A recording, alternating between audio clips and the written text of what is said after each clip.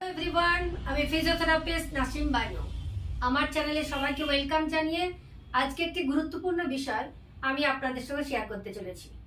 বিষয়টি হলো frozen shoulder or adhesive capsulitis, অর্থাৎ ঘাড়ে ব্যথা। ফ্রোজেন শোল্ডার এই প্রবলেমটার সঙ্গে আজকাল আমরা প্রায় অনেকেই পরিচিত।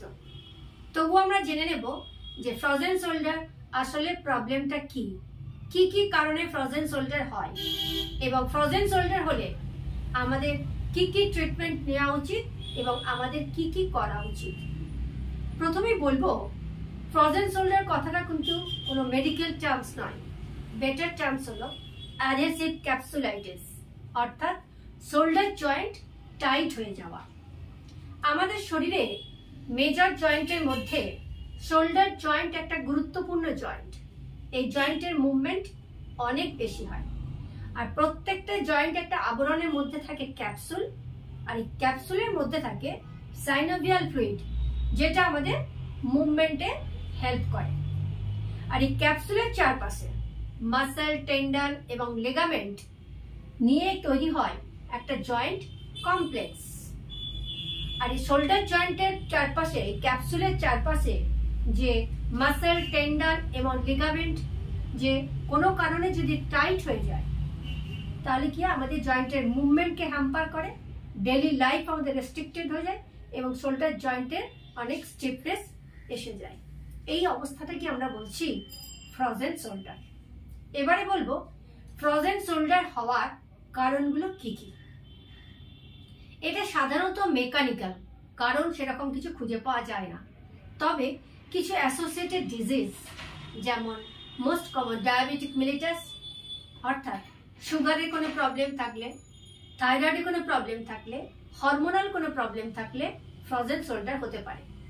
এছাড়া accident or injury, soft tissue injury, কোনো বোন ইনজুরি এবং হাতে দীর্ঘদিন যদি হাতে প্লাস্টার থাকে, তাহলে ইমোবিলাইজের ফলেও ফ্রোজেন শোল্ডার হতে পারে। স্ট্রোক পরবর্তী ক্ষেত্রে আমাদের জয়েন্টের পাওয়ারগুলো অনেকটা কমে যায়, মুভমেন্টও কমে যায়, তার ফলেও ফ্রোজেন শোল্ডার হতে পারে। আর ডেইলি অ্যাক্টিভিটিসও কি হয়, আমাদের রেস্ট্রিক্টেড হয়ে যায়। এছাড়াও সেডেন্টারি লাইফ, অর্থাৎ শুয়ে বসে যদি রেস্টিং পজিশন আমরা বেশি থাকি, তাহলে সেক্ষেত্রেও ফ্রোজেন শোল্ডার হতে পারে। এছাড়াও ওভারহেড, যদি মাথার উপরে হাত নিয়ে গিয়ে যদি কোনো ভারী কাজ রিপিটেটিভ করতে থাকি, তাহলে সেক্ষেত্রেও আমাদের ফ্রোজেন শোল্ডার হতে পারে। এবারে বলি ফ্রোজেন শোল্ডার হলে আমরা কি সিমটমস দেখতে পাই। ফ্রোজেন শোল্ডার হলে আমাদের শোল্ডারে, ঘাড়ে বা কাঁধে ব্যথা তো থাকবেই, তার থেকে জয়েন্টের স্টিফনেসও থাকবে। রাত্রে বেশি ব্যথা বাড়ে, স্টিফনেসও বেশি হতে থাকে এবং আমাদের ডেইলি অ্যাক্টিভিটিস রেস্ট্রিক্টেড হয়ে যায়।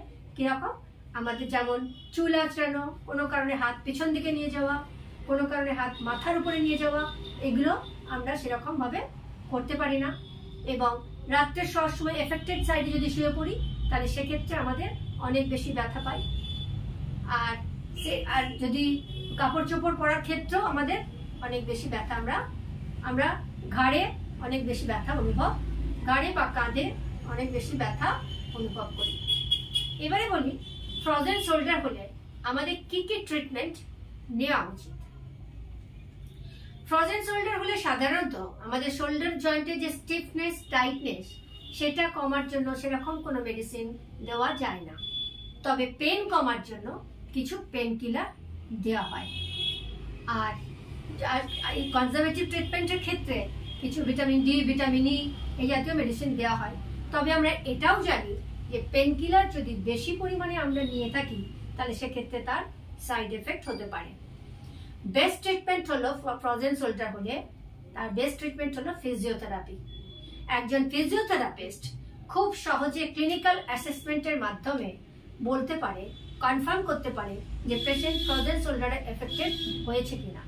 তারপর তার রেঞ্জ অফ মোশন, সে কতটুকু মুভমেন্ট করতে পারছে বা তার পেন কতটা, তার উপর ডিপেন্ড করে ট্রিটমেন্ট প্ল্যান তৈরি করা হয়।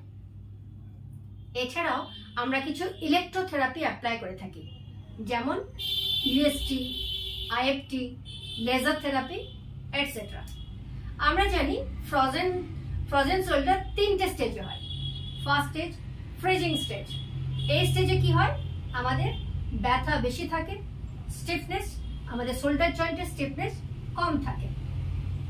সেকেন্ড স্টেজেতে কি হয়, আমাদের স্টিফনেসটা বাড়তে থাকে, জয়েন্টের লিমিটেশনগুলো কাজের মধ্যে ডেভেলপ করতে শুরু করে।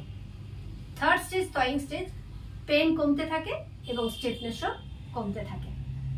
আচ্ছা, আমরা ফিজিওথেরাপির মাধ্যমে বিভিন্ন এক্সারসাইজ এবং মুভমেন্টের মাধ্যমে আমরা আমাদের শোল্ডার জয়েন্টের ব্যথা কমানোর চেষ্টা করে থাকি।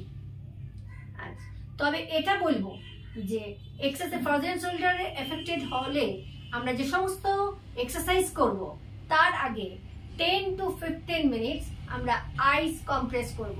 কেন করব না, আমাদের শোল্ডার জয়েন্টে যে সমস্ত ইনফ্লামেটরি মার্কারগুলো অ্যাকুমুলেট হয়ে থাকে ফ্রোজেন শোল্ডার হলে, তার ফলে সেগুলো কমতে থাকে এবং জয়েন্টের মোবিলিটি বাড়তে থাকে।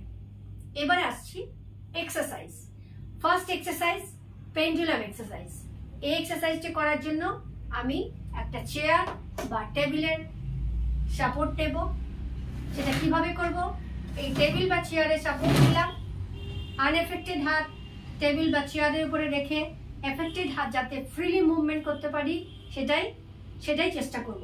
কিভাবে করব, এইভাবে আনএফেক্টেড হাত চেয়ারের উপর রাখলাম, এবার এফেক্টেড হাত মুভ করছি। 1 2 3 4 5, একই মুভমেন্ট সাইড ওয়েজে করব। 1 2 3 4 5, একই মুভমেন্ট ক্লকওয়াইজে করব। 1 2 3 4 5, অ্যান্টি ক্লকওয়াইজ।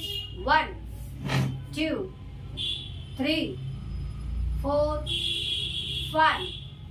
এই যে মুভমেন্টগুলো, এই মুভমেন্টগুলোর প্রত্যেকটা মুভমেন্ট আমি 10 to 15 রিপিটেশনে করব। আর এই যে মুভমেন্টগুলো করব, এটা যদি আমি হালকা একটু হাতে ওয়েট নিয়ে করি তাহলে একটু বেশি বেনিফিশিয়াল হতে পারবো। সেটা কিভাবে করব, হাতে একটা ওয়েট নিলাম, 500 ml এর একটা ওয়াটার বটল নিলাম, বটল নিয়ে একইভাবে 1 2 3 4 5, সাইড ওয়েজে 1 2 3 4 5, ক্লকওয়াইজ 1 2 3 4 5, অ্যান্টি ক্লকওয়াইজ 1 2 3 4 5। প্রত্যেকটা মুভমেন্ট 10 to 15 রিপিটেশন করব এবং প্রত্যেকটা আমার মুভমেন্টের মেইন টার্গেট থাকবে যাতে জয়েন্টের আমার স্টিফনেসটা কমে এবং জয়েন্টের মোবিলিটি বাড়ে। নেক্সট এক্সারসাইজ করব ফিঙ্গার ওয়াকিং অন দ্য ওয়াল। সেটা করার জন্য কি করব, ওয়ালের উপরে এফেক্টেড হাত রাখলাম, বডি দেওয়াল থেকে দূরে রাখলাম, এবার ফিঙ্গার ওয়াক করে করে উপরের দিকে যাব, স্লোলি যাব, পেন ফ্রি স্টেট পর্যন্ত যাব, বডি দেওয়ালে টাচ করলাম, এবার ক্রল করে করে ওয়াক করে করে নিচে আসবো স্লোলি। আবার রিপিট করছি, ফিঙ্গার ওয়াক করে উপরের দিকে যাব, পেন ফ্রি স্টেট পর্যন্ত যাব, বডি দেওয়ালে টাচ করব, আবার ফিঙ্গার ওয়াক করে করে নিচে আসবো slowly. Next exercise shoulder elevation exercise.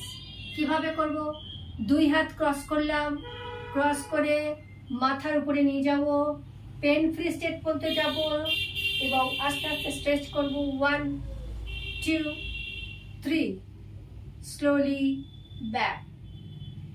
আবার রিপিট করছি, স্লোলি ওপরে গেলাম, মাথার উপর নিয়ে গেলাম, স্ট্রেচ করছি। 1 2 3, স্লোলি ব্যাক।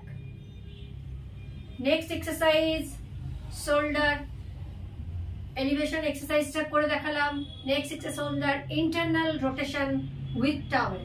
কিভাবে করব, তার জন্য একটা টাওয়েলের হেল্প নিলাম, টাওয়েলটাকে রোল করে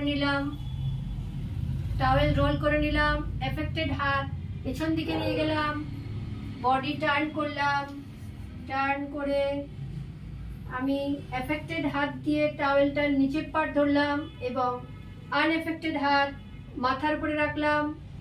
এবার আনএফেক্টেড হাত দিয়ে টাওয়েলটা যত আমি পুল করছি এবং এফেক্টেড হাত আমার একটু একটু করে মুভ করছে, এর ফলে কি হচ্ছে, আমার শোল্ডারের ইন্টারনাল রোটেশনের আস্তে আস্তে ইনক্রিজ হচ্ছে। শোল্ডার ইন্টারনাল রোটেশনটা আস্তে আস্তে ইনক্রিজ করছে। Next exercise, towel slide on wall. তার জন্য কি করব, টাওয়েলকে ফোল্ড করলাম, করে দেওয়ালের উপরে রাখলাম। টাওয়েল ফোল্ড করে দেওয়ালের উপরে রেখে এবার এফেক্টেড হাত টাওয়েলের উপরে রেখে আস্তে আস্তে উপরে তোলার চেষ্টা করছি, পেন ফ্রি স্টেট পর্যন্ত যাচ্ছি এবং হাতে ব্যথা কম হওয়ার সঙ্গে সঙ্গে এটা আরেকটু উপরে যাওয়ার চেষ্টা করব এবং স্লোলি ব্যাক। বডি থাকবে সোজা, বডি কিন্তু টার্ন করবে না। নিয়ে গেলাম, আবার slowly back. Next exercise, cleaning the wall with towel. টাওয়েলটা দেওয়ালের উপরে রাখলাম, এফেক্টেড হাত টাওয়েলের উপরে রেখে যেরকম করে ক্লিন করা হয় সেরকম আস্তে আস্তে যতটা পারবো মুভ করব। তার ফলে আমার কি হবে, শোল্ডারের জয়েন্টের স্টিফনেসটা কমতে থাকবে এবং জয়েন্টের মোবিলিটি বাড়তে থাকবে। এই সমস্ত এক্সারসাইজ এবং মুভমেন্টের মাধ্যমে জয়েন্টের স্টিফনেসটা আমরা কমানোর চেষ্টা করব এবং যাতে ব্যথা কমতে থাকে সেটা চেষ্টা করব। এই সমস্ত এক্সারসাইজ করার সময় যদি আমরা পেন ফিল করি তাহলে আমরা 10 to 15 মিনিটসের রিপিটিশনগুলো করছি, তার থেকে আরেকটু কমিয়ে আনবো। এবং এই এক্সারসাইজ করার সময় যদি আমাদের পেন বেশি বাড়তে থাকে তাহলে কিছুক্ষণ ওটা রেস্ট নেব। আচ্ছা, এই যে মুভমেন্টগুলো করলাম, এই মুভমেন্টগুলো যদি আমরা ডেইলি রেগুলার একবার করে থাকি তাহলে আমাদের কি হয়, শোল্ডার জয়েন্টটা সবসময় অ্যাক্টিভ থাকবে, সমস্ত রকম মুভমেন্ট করতে আমাদের কোনো অসুবিধা হবে না এবং ফ্রোজেন শোল্ডারের ব্যথা থেকেও আমরা মুক্তি পেতে পারি।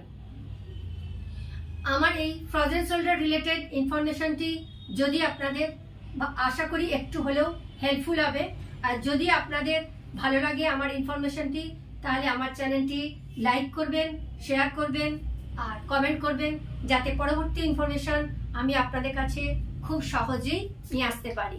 Thank you.